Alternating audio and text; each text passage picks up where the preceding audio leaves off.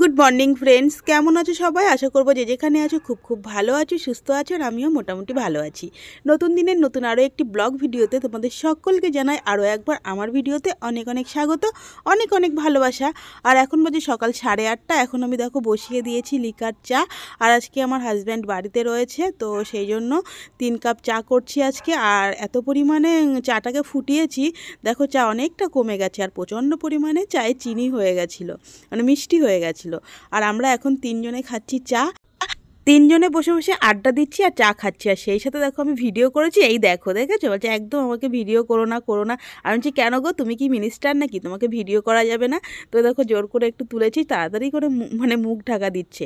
আর এদিকে নিয়ে এসেছে দেখো, আর কালকে রাতে নিয়ে এসেছে দিলখুশ, 1 কৌটো দিলখুশ ভর্তি। আমি বলছি এত দিলখুশ নিয়ে এসছো, আমার কি দিলটাকে খুশি রাখবে সেই জন্য?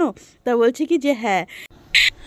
তো সত্যি কথা বলতে আমার হাজব্যান্ড মানে তোমাদের দাদা ভাই আমাকে খুব ভালোবাসে, প্রচণ্ড ভালোবাসে। আর সত্যি কথা আমি মানে কপাল করে একটা স্বামী পেয়েছি, এটা আমাকে মানতেই হবে। ছোটোবেলা থেকে আমার কপাল খুব একটা ভালো না, অনেক অনেক অনেক দুঃখের কপাল আমার, জানো তো। মানে জীবনে অনেক স্ট্রাগল করেছি, করতে করতে আমি আজকে এইখানে এসে দাঁড়িয়েছি। তো কখনো ভেঙে পড়তে চাই না, আর কখনো ভেঙে পড়িও না। তো যাই হোক, আমার হাজব্যান্ড আমার পাশে এসেছিল, আমার হাতটা ধরেছিল। তো আমাকে সত্যি ভীষণই ভালোবাসে, আর আমিও ওকে খুব খুব ভালোবাসি। তো যাই হোক, আমি যত অসুস্থ হই, যখন তখন অসুস্থ হয়ে পড়ি, ও আমাকে ভীষণ ভীষণ পরিমাণে কেয়ার করে।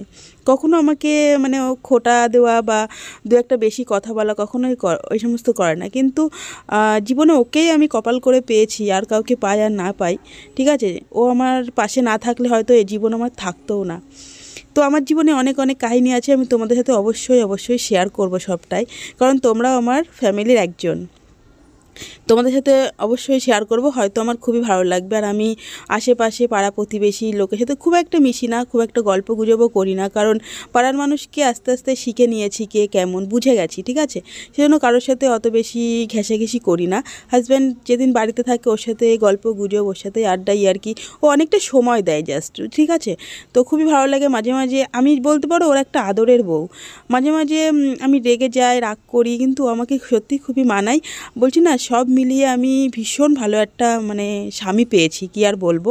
তো প্রত্যেকটা মেয়ের জীবনে স্বামীটা খুবই ভালো হওয়া জরুরি হয়, তো আমার সেটাই, ঠিক আছে। তো আর সমস্ত কিছু কি বলবো, বাড়ির শ্বশুর শাশুড়ি ঠাকুমা, পরে একদিন তোমাদের সাথে তাদের কথা বলবো কে কেমন, ঠিক আছে। তবে ও খুবই ভালো, ও আমার পাশে না থাকলে বলছি না আজকে আমার জীবনটাই থাকতো না। তো সুসাইড করেছিলাম, সেখান থেকে আমি ফিরে এসেছি শুধুমাত্র ওর জন্য। কী কারণে করেছিলাম অবশ্যই একদিন তোমাদেরকে বলবো। তো দেখেছো আস্তে আস্তে সমস্ত মানে অনেক গল্প তোমাদের সাথে করতে করতে আমার দিকে সব কিছু হয়ে গেল। ছেলেকে স্কুলেও পাঠিয়েছি, আবার এদিকে মাছ টাছ রেখে রান্নাও বসিয়ে দিয়েছি। আর আজকে আমি রান্নাটা করব পুরো কাঠের উনুনে। ও বলল যে কাঠে রান্না করো মাছটা, ওই মাছটা ভীষণ ভীষণ ভালো খায়, জানো তো। তো সেই জন্য আজকে মাংস নিয়ে আসলো না, যেহেতু যেদিন বাড়ি থাকে না সেদিনকে মাংস নিয়ে আসে। আর দেখবে মাংসটা সবসময় ভালো লাগে না, এই মাছটা আবার খুব ভালো লাগে, জানো। তো আমার তো বেশি তেল মশলা খাওয়া বারণ, এই তেল জাতীয় মাছ খাওয়াও বারণ।